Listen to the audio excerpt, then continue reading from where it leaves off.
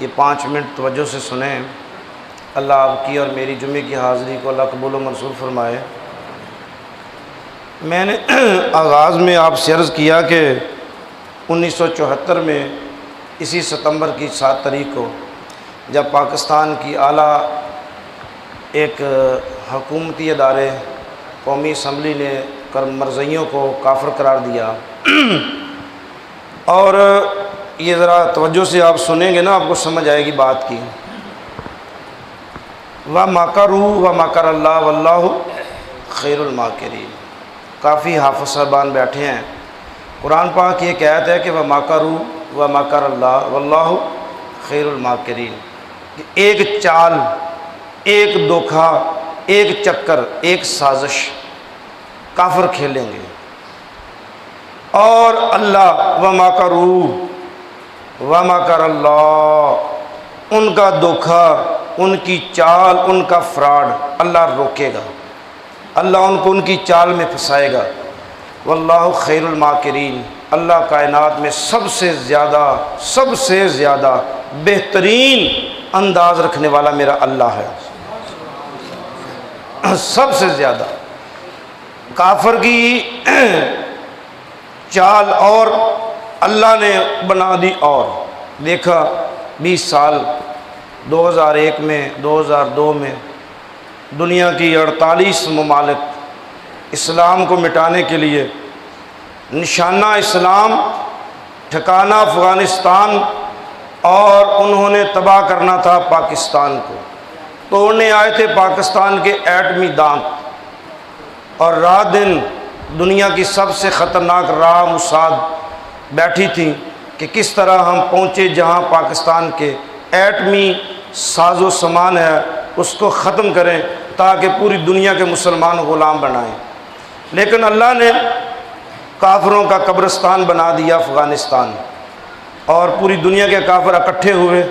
اللہ نے ان کے چکر میں پھنسا کے تباہ و برباد کر دیا۔ آج میں آپ کو شارٹ کٹ واقعہ سمجھانے لگا ہوں۔ 22 مئی 1974 کو، آپ 5 منٹ میں آپ نے سن کے انشاءاللہ ہم ختم کریں گے۔ 22 مئی 1974 کو نشتر میڈیکل کالج ملتان کے 120 طالب علم ملتان سے روانہ ہوئے پشاور کے لیے، اور جانا تھا شمالی علاقہ جات میں۔ جب یہ نوجوان بچے پہنچے ہیں فیصل آباد، فیصل آباد سے اگلا اسٹیشن ہے چنیوٹ، اور چنیوٹ کے بعد اگلا اسٹیشن ہے ربوہ، آج اس کا نام ہے چناب نگر۔ اور ربوے کا معنی ہے جو سب سے اعلیٰ جگہ ہو، یہ قرآن میں آیا ربوہ۔ یہ بدبختوں نے کہا کہ یہ دیکھیں ربوے کا لفظ قرآن میں آیا، لہذا ہمارے شہر کا ذکر بھی قرآن میں ہے، یہ ان بغیرتوں کا دعویٰ ہے۔ ربوہ شہر آج بھی نو گو ایریا، کوئی مسلمان ربوے سٹی میں داخل نہیں ہو سکتا، نو گو سٹیٹ ہے، سٹیٹ ابو سٹیٹ ہے، وہاں کوئی راج نہیں، کوئی حکومت کا قانون نہیں، اپنے لا، اپنے قانون، اپنے قاعدے، زمین لینڈ سب کچھ ان کی اپنی ہے، وہاں دنیا کا کوئی قاعدہ قانون نہیں، نہ پاکستانی فوج، نہ ملٹری، نہ کوئی وہاں نہیں جا سکتا۔ یہ نوجوان جب چنیوٹ سے ٹرین روانہ ہوئی اور جا کے پہنچی ربوہ، وہاں پہ سارے مرزئی ٹرین میں چڑھ گئے۔ اور یہ یاد رکھیں مذہبی لوگوں سے زیادہ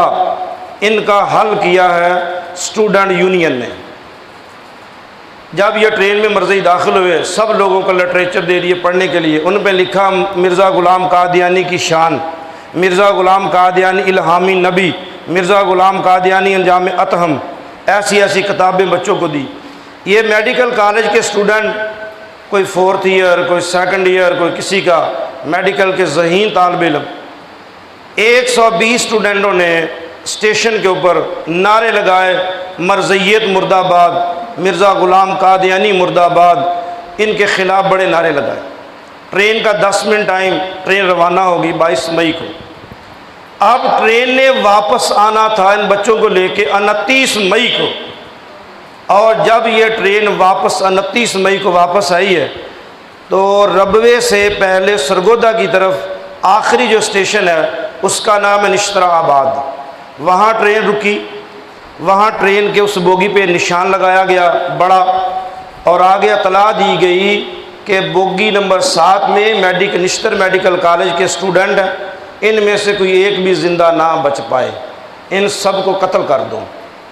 15 منٹ بعد جب یہ بوگی یہ ریلوے اسٹیشن پہ پہنچی ربوہ میں، تو 15,000 لوگوں نے کلہاڑیوں سے، ٹوکوں سے، چھریوں سے، ڈنڈوں سے سارے ربوے شہر نے اس ٹرین کو اپنے گھیرے میں لے لیا، اور ٹرین کا ٹائم تھا 10 منٹ، اور وہاں ٹرین روک دی گئی 45 منٹ کے لیے۔ اس 45 منٹ میں 120 قید میڈیکل کالج نشتر کے 30 سے زائد طالب علم بیچارے شہید ہو گئے،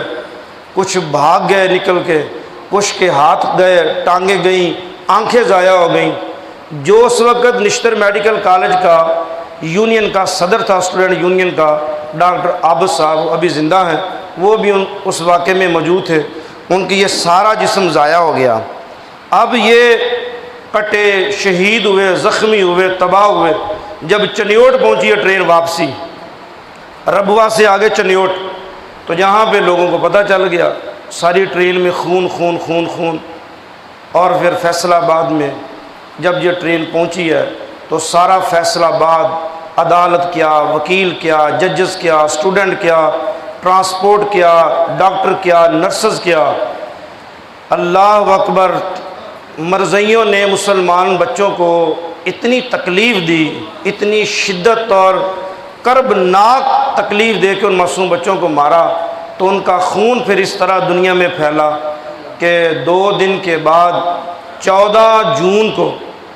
پورے پاکستان میں دنیا کی سب سے بڑی خطرناک پہیہ جام ہڑتال ہوئی، اور خان ولی عبد الولی خان اس وقت زندہ تھا۔ ان لوگوں نے پاکستان قومی اسمبلی میں ریٹ دائر کر دی، اور یاد رکھیں کہ پھر جب مرزا ناصر کو لندن سے بلایا گیا اور یہ بدبخت وہاں سے آیا، اٹارنی جنرل یحییٰ بختیار نے ان کو کھڑا کیا، سوال کیے گئے، 28 اجلاس ہوئے، 96 نشستیں ہوئیں، رات دن